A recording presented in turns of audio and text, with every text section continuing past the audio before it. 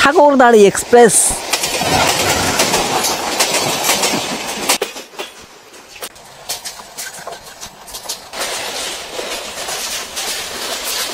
এটি হচ্ছে ঝিনাইদহ জেলার একটি রেলওয়ে স্টেশন।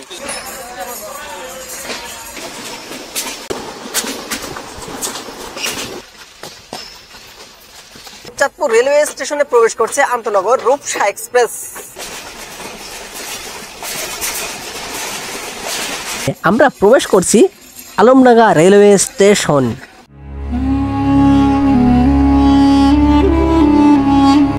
এই সেই ভবন যার ভেতরে ইংরেজরা অসংখ্য কৃষকদের নির্মম অত্যাচার করে হত্যা করেছে। এই স্থানের প্রতিটি কোণায় সেই সমস্ত মানুষের আত্মচিৎকার আজও শোনা যায়। এই ভবনে কত মানুষের রক্ত ঝরেছে তার কোনো সংখ্যা নেই। এই সেই ভয়ঙ্কর জায়গা যেখানে মানুষকে হত্যা করে মাটির নিচে পুঁতে রাখা হতো। আমি এখন দাঁড়িয়ে রয়েছি লাল ব্রিজের উপরে। এই স্থানে 1971 সালে পাক হানাদার বাহিনী নিরীহ বাঙালিদের উপর নির্যাতন, ধর্ষণ এবং হত্যা করে এই লাল ব্রিজ থেকে নিচে কুমার নদীতে লাশ ফেলে দিত। প্রিয় দর্শক, আজ আমরা রূপসা এক্সপ্রেস ট্রেনে চেপে চুয়াডাঙ্গা জেলার আলমডাঙ্গায় যাব। তারপর আলমডাঙ্গার মানুষের বিভিন্ন সময় নির্যাতনের স্মৃতিচিহ্ন দেখব এবং ইতিহাস জানার চেষ্টা করব।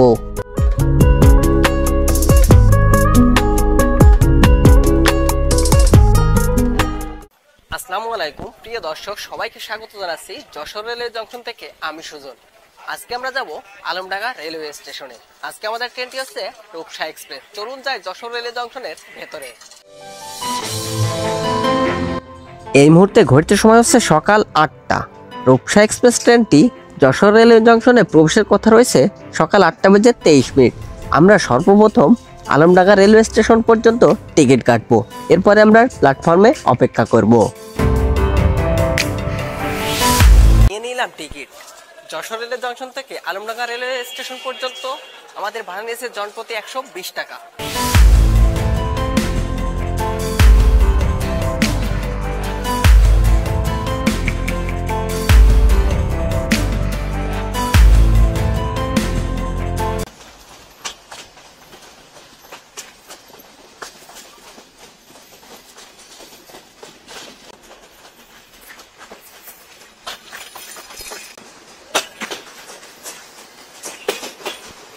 এই যশোর রেলওয়ে স্টেশনটি 1884 সালে চালু করা হয়। 1951 সালে জংশনে রূপান্তর হয়। 5 মিনিটের একটা যাত্রা বিরতি দিয়ে যশোর রেলওয়ে জংশনের 1 নম্বর প্ল্যাটফর্ম থেকে রূপসা এক্সপ্রেস ট্রেনটি তার গন্তব্য চিলাহাটির উদ্দেশ্যে ছেড়ে দিল। এই মুহূর্তে আমরা ছেড়ে যাচ্ছি যশোর রেলওয়ে জংশন। যশোরে অনেক দর্শনীয় স্থান রয়েছে। কালেক্টরেট ভবন, মাইকেল মধুসূদন দত্তের বাড়ি, ঝাপা বাওড়, এরপরে ভরত ভায়না। এই যশোর খেজুর গুড় উৎপাদন এবং ফুলের জন্য বিখ্যাত। আমি এক এক করে আপনাদেরকে এই সমস্ত স্থান ঘুরে ঘুরে দেখাবো। বাম দিকে যে লাইনটি দেখতে পাচ্ছেন, এই লাইনটি বেনাপোল হয়ে ভারতের বনগা পর্যন্ত বিস্তৃত। এই লাইন দিয়ে লোকাল ট্রেন, মেইল ট্রেন, আন্তনগর ট্রেন এবং একটি আন্তর্জাতিক ট্রেন চলাচল করে।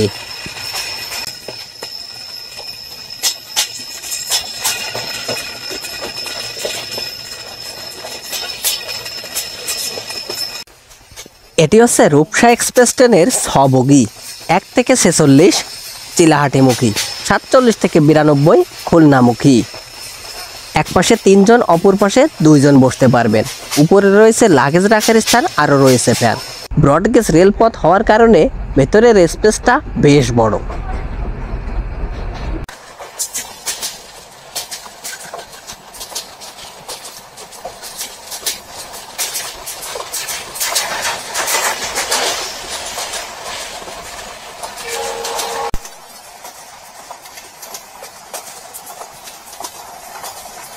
সামনে রয়েছে যশোরের গর্ব, যশোর সেনানিবাস। এই মুহূর্তে আমরা যশোর সেনানিবাস পেরিয়ে যাচ্ছি।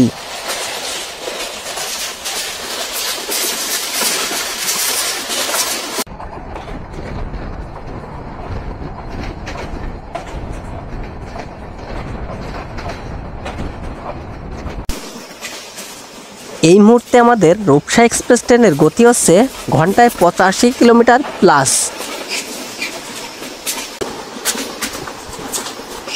ট্রেন ভ্রমণে ট্রেনের জানালা থেকে বাইরের সবুজ গাছপালা, নীল আকাশ, সাদা মেঘ, খাল বিল, জমে থাকা জল, এই সৌন্দর্য দেখতে আসলে অনেক ভালো লাগে।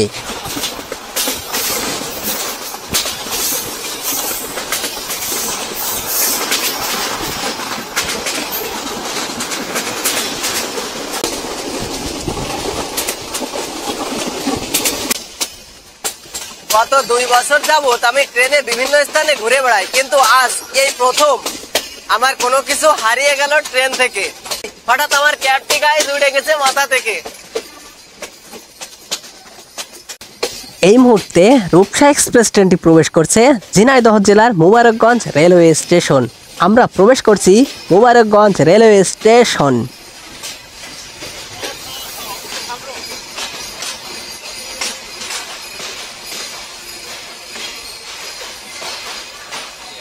চলে আসলাম মোবারকগঞ্জ রেলওয়ে স্টেশনে। এটি হচ্ছে ঝিনাইদহ জেলার একটি রেলওয়ে স্টেশন, ছোট্ট একটি রেলওয়ে স্টেশনেই মোবারকগঞ্জ রেলওয়ে স্টেশন। অল্প কিছু যাত্রী রয়েছে মোবারকগঞ্জ রেলওয়ে স্টেশনে।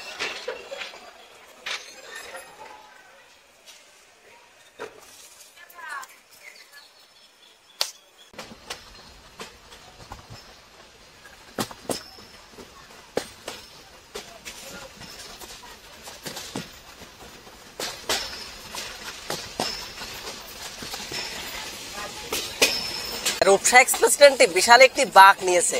আপনাদেরকে যদি একটু সুন্দর করে আমি দেখাই, দেখুন 90 ডিগ্রি বা 180 ডিগ্রি বাঁক নিয়েছে রূপসা এক্সপ্রেস। এই মুহূর্তে আমরা রয়েছি ঝিনাইদহ জেলায়, আর এই ঝিনাইদহ জেলা শীতকালীন শাকসবজি উৎপাদনের জন্য বিখ্যাত। আর বর্তমানে এখানে প্রচুর পরিমাণে ড্রাগনের উৎপাদন হয়, আর বিভিন্ন বাগান দেখা যাচ্ছে ড্রাগনের। এই যে অসংখ্য বাগান রয়েছে ড্রাগনের।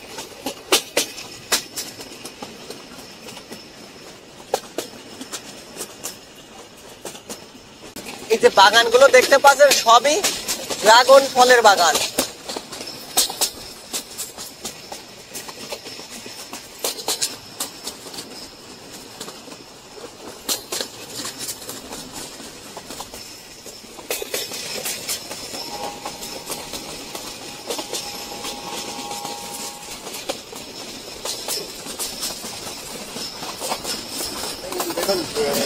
আপনারা ট্রেনে এই ধরনের অসংখ্য বাদাম মামা পেয়ে যাবেন।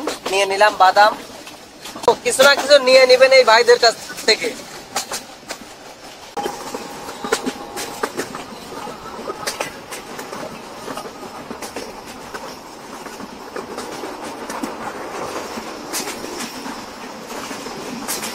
ঘড়িতে সময় সকাল 9টা বেজে 8 মিনিট।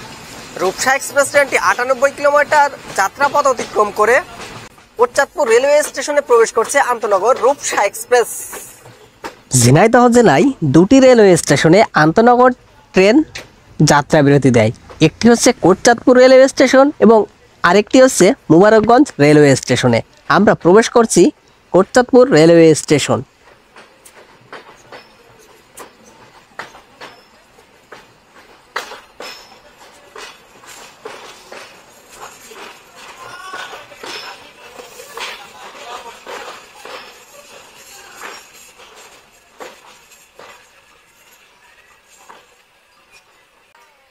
এই কোটচাঁদপুর রেলওয়ে স্টেশনে অল্প কিছু যাত্রী দেখা যাচ্ছে।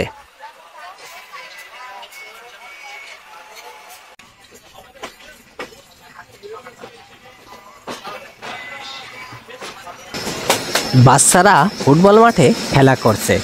এই দৃশ্য দেখে ছোটবেলার স্মৃতি মনে পড়ে গেল। কতই না ভালো ছিল এই সময়ে আমাদের জীবন।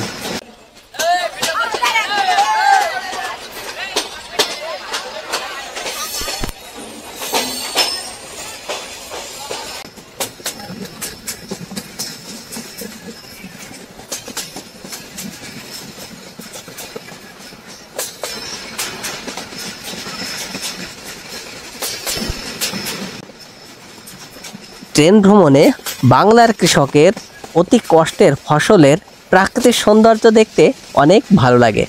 তাই অবশ্যই আপনারা ট্রেন ভ্রমণ করবেন, তাহলে সবুজ প্রাকৃতিক সৌন্দর্য দেখবেন। আশা করি আপনাদের মনের যে অপূর্ণতা আছে সেটি পূরণ হয়ে যাবে।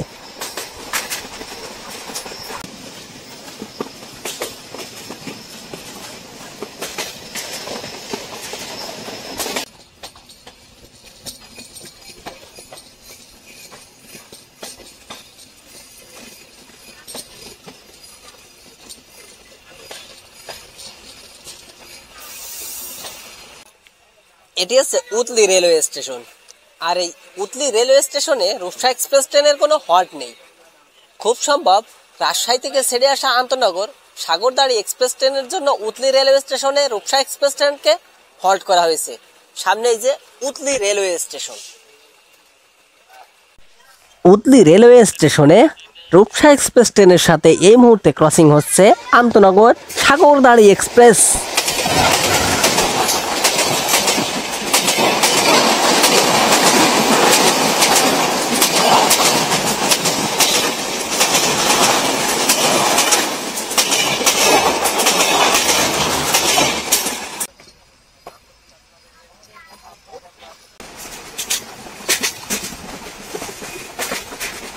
আপনারা ডান দিকে দেখতে পাচ্ছেন অসাধারণ সবুজ প্রাকৃতিক সৌন্দর্য। এই সৌন্দর্য দেখতে আসলে অনেক ভালো লাগে। ট্রেন থেকেই একমাত্র এই সৌন্দর্য উপভোগ করা যায়। তাই অবশ্যই আপনারা এই সৌন্দর্য উপভোগ করার জন্য ট্রেন ভ্রমণ করবেন। আশা করি আপনাদের অনেক ভালো লাগবে।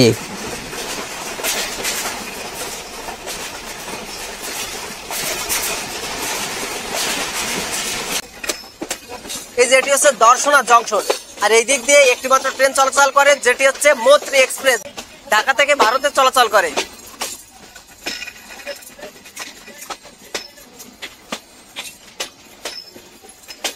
এটি হচ্ছে দর্শনা জংশন, আর সামনে রয়েছে ইন্ডিয়া। আর দেখুন ফাঁকা মাঠের ভিতরে সত্যি অনেক সুন্দর লাগছে।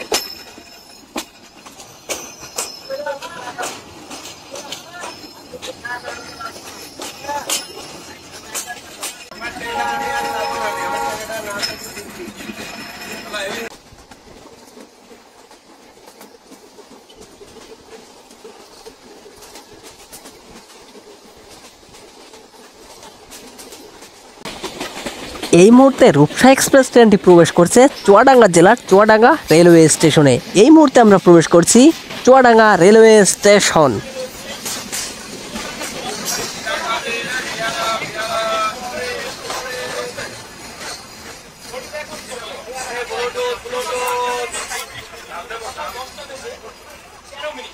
Welcome to Chuadanga railway station. Rupsha express ট্রেনটি প্রবেশ করছে চুয়াডাঙ্গা জেলার চুয়াডাঙ্গা রেলওয়ে স্টেশনে। এই মুহূর্তে ঘুরতে সময় হচ্ছে সকাল 10টা বেজে 10 মিনিট। নির্ধারিত সময়তে 10 মিনিট বিলম্বে রূপসা এক্সপ্রেস ট্রেনটি প্রবেশ করেছে চুয়াডাঙ্গা রেলওয়ে স্টেশনে। এই যে দেখুন লাল সবুজের ট্রেন।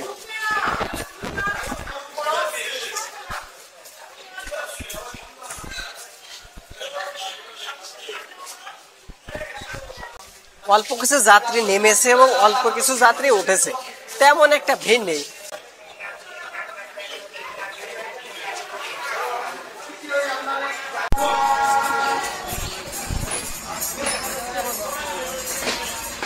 দুই মিনিটের একটা যাত্রা বিরতি দিয়ে চুয়াডাঙ্গা রেলওয়ে স্টেশন থেকে রূপসা এক্সপ্রেস ট্রেনটি ছেড়ে দিল তার গন্তব্য চিলাহাটির উদ্দেশ্যে।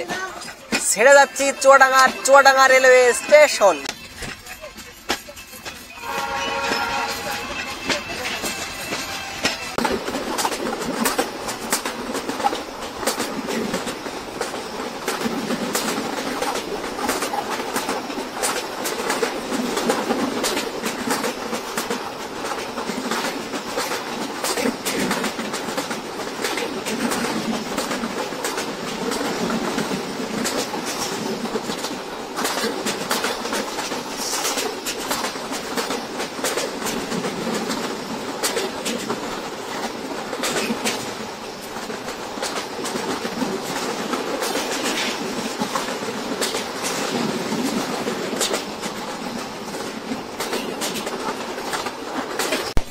এই মুহূর্তে রূপসা এক্সপ্রেস ট্রেনটি প্রবেশ করছে চুয়াডাঙ্গা জেলার আলমডাঙ্গা রেলওয়ে স্টেশনে। আমরা প্রবেশ করছি আলমডাঙ্গা রেলওয়ে স্টেশন।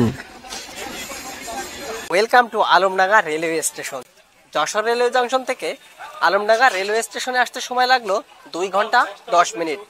এটি হচ্ছে আমাদের রূপসা এক্সপ্রেস ট্রেন, আর এই যে পুরাতন সেই আলমডাঙ্গা রেলওয়ে স্টেশন।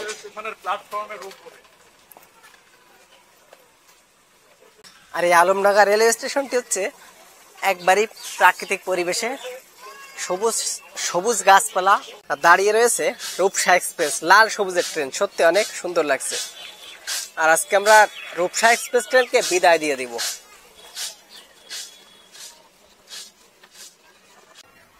প্রচন্ড রোদ্দুর আজকে। ক্যাবটিও হারিয়ে গেছে সেই ঝিনাইদহে। 2 মিনিটের যাত্রা বিরতি দিয়ে রূপসা এক্সপ্রেস ট্রেনটি তার গন্তব্য চিলাহাটের উদ্দেশ্যে ছেড়ে দিল। এই যে ছেড়ে যাচ্ছে Rupsha express, departure on Alamdanga railway station.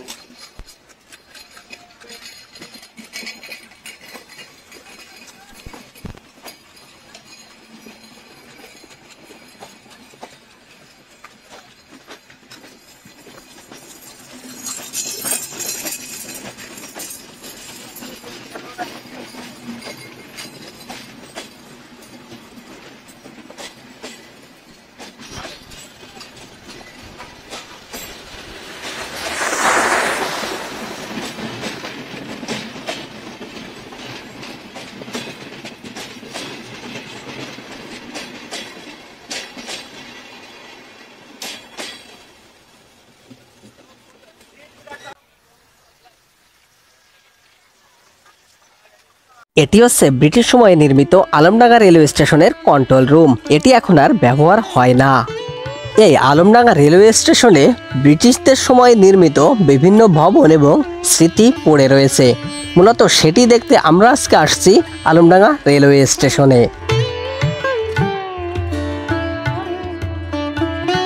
এটি হচ্ছে ব্রিটিশদের সময় নির্মিত একটি গুদাম ঘর। এই গুদাম ঘরটিতে বিভিন্ন মালামাল এনে এখানে রাখা হতো। বর্তমানে এই গুদাম ঘরটি ব্যাডমিন্টনের কোর্ট হিসেবে ব্যবহার হচ্ছে।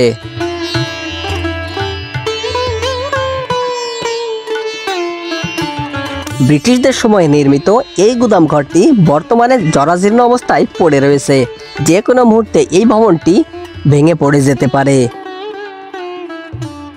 এই স্থানে এসে মালগাড়ি থামতো, তারপর এই গুদাম ঘর থেকে মালামালগুলো লোড করে কলকারখানায় নিয়ে যাওয়া হতো।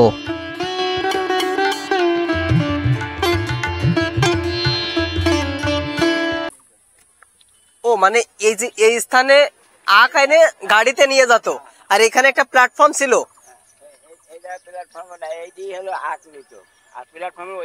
ও প্ল্যাটফর্ম ওইটা, আর এটা এখান থেকে আখ নিয়ে যেত গাড়িতে আর কি।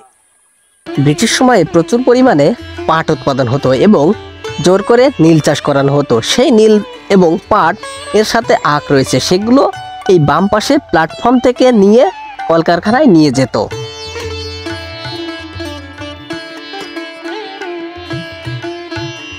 আমরা এখন রেল লাইন থেকে নিচে নেমে যাচ্ছি। এই রেল লাইনটি অনেক উঁচুতে স্থাপিত। আলমডাঙ্গা রেলওয়ে স্টেশন থেকে এখন আমরা যাচ্ছি লালবাজারে। সেখানে রয়েছে এই এলাকার আরেকটি স্মৃতি বিজড়িত স্থান, বধ্যভূমি।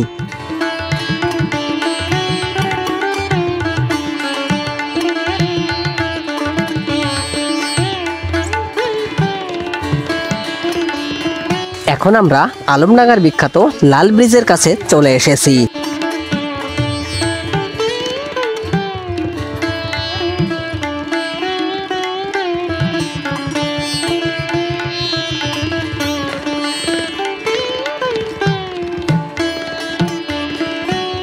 লাল ব্রিজ পার হলেই দেখা যায় বধ্যভূমি 71-এর গেট। আমরা এখন প্রবেশ করছি বধ্যভূমিতে।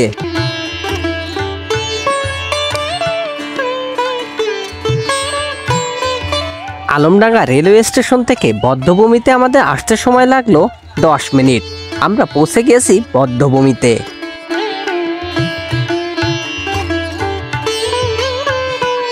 বধ্যভূমির পাশে রয়েছে কুমার নদ, আর এই কুমার নদের তীরে গড়ে উঠেছে সুন্দর একটি সিট বেঞ্চ।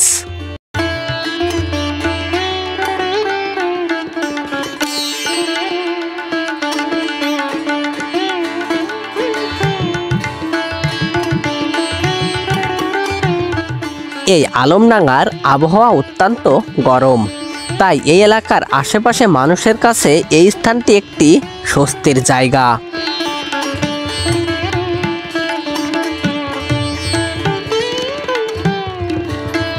আমরা প্রবেশ করেছি বধ্যভূমিতে। এই বধ্যভূমির ইতিহাস শুনলে আপনার গায়ের লোম দাঁড়িয়ে যাবে। 1971 সালে মহান মুক্তিযুদ্ধে আপনাদেরকে যে লাল ব্রিজটি দেখালাম, এই ব্রিজের দুই পাশে দুটি পাক হানাদার বাহিনীর ক্যাম্প ছিল। এই ক্যাম্পে বিভিন্ন ট্রেনকে দাঁড় করানো হতো। এরপর নারী থেকে পুরুষ নিরস্ত্র বাঙালির উপর পৈশাচিক নির্যাতন করে হত্যা করার পর লাশ ব্রিজের নিচে ফেলা হতো এবং এই বধ্যভূমিতে পুঁতে রাখা হতো। 1971 সালের জুন মাস থেকে 7 ডিসেম্বর পর্যন্ত এই নরকীয় হত্যাযজ্ঞ চালানো হয় এদেশে নিরীহ বাঙালির ওপর। আমরা এরপরে সেই বিখ্যাত লাল ব্রিজের পরেও যাব।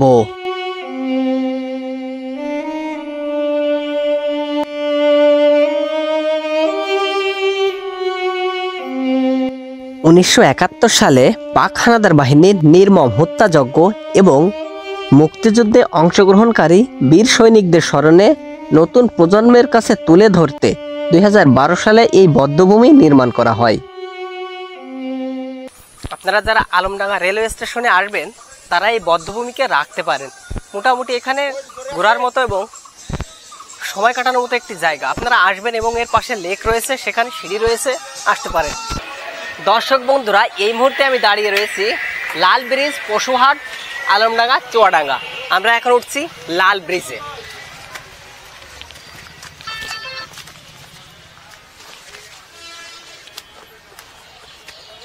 এই মুহূর্তে আমি দাঁড়িয়ে রয়েছি আলমডাঙ্গার লাল ব্রিজে, যেটি নির্মাণ করেন ব্রিটিশরা। আমার পেছনে হচ্ছে আলমডাঙ্গা এবং এই যে এই দিকে গেছে পোড়াদহ, কুষ্টিয়া এই লাইন, আর এটি হচ্ছে আলমডাঙ্গা লাল ব্রিজ। এই লাল ব্রিজটি নির্মাণ করা হয় 1862 সালে। দর্শক বন্ধুরা, লাল ব্রিজের ইতিহাস জানার পর আমার হৃদকম্পন বেড়ে গেছে। আপনারা ভাবতে পারেন এখানে কত মানুষকে নির্মম নির্দয়ভাবে নির্যাতন করা হয়েছে, এরপর হত্যা করে ফেলে দেওয়া হয়েছে কুমার নদীতে। 1971 সালে মুক্তিযুদ্ধের সময় এই লাল ব্রিজের দুই পাশে দুটি পাক হানাদার বাহিনীর ক্যাম্প ছিল। এই স্থানে আসার পর ট্রেনকে থামিয়ে দেয়া হতো।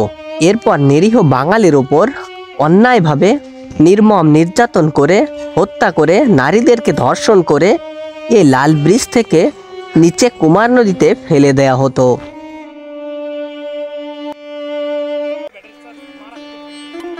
লালবাজার থেকে এখন আমরা যাচ্ছি এই আলমডাঙ্গাবাসীর আরেকটি নির্মম নির্যাতন ইতিহাসের সাক্ষী হিসেবে থাকা স্থান আলমডাঙ্গা রেলওয়ে স্টেশনে।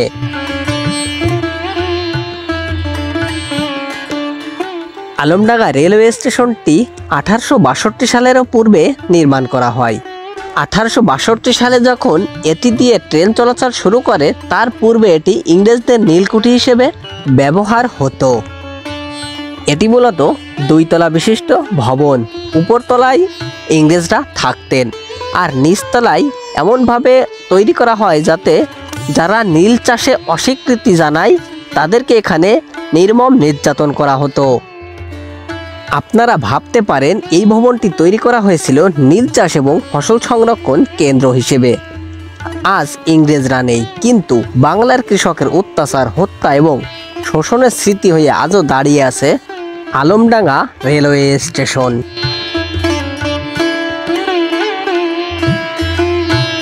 আমরা এখন প্রবেশ করছি আলমডাঙ্গা রেলওয়ে স্টেশনের ভেতরে। এটি ব্রিটিশ স্থাপত্য শৈলীতে নির্মিত। উপরের ছাদ যে কোনো মুহূর্তে বেঁধে যেতে পারে, আর এর সিঁড়িটিও ঘুরলি আকৃতির তৈরি করা।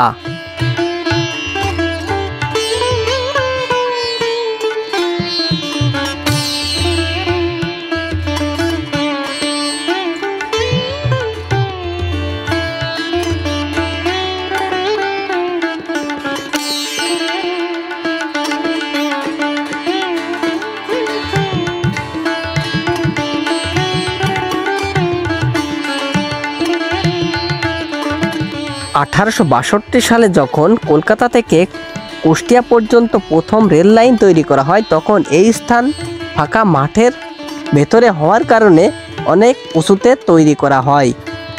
আর এই আলমডাঙ্গা রেলওয়ে স্টেশনটি তার কয়েক বছর পূর্বেই নির্মাণ করা হয়। আলমডাঙ্গা রেলওয়ে স্টেশনটি উঁচুতে অবস্থানের কারণে এশিয়ার দ্বিতল এবং সর্বোচ্চ উঁচুতে অবস্থিত রেলওয়ে স্টেশনের স্বীকৃতি পায়।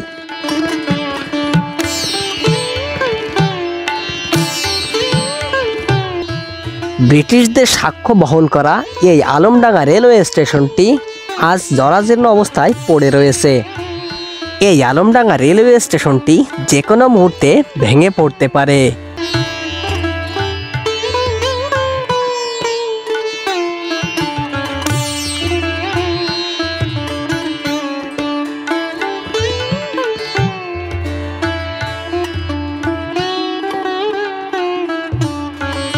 চুয়াডাঙ্গা জেলার আলমডাঙ্গার কৃষক কিংবা দিনমজুর, নারী থেকে পুরুষ অন্যায়ভাবে বিভিন্ন সময়ে নির্যাতন, হত্যা এবং ধর্ষণের শিকার হয়েছেন।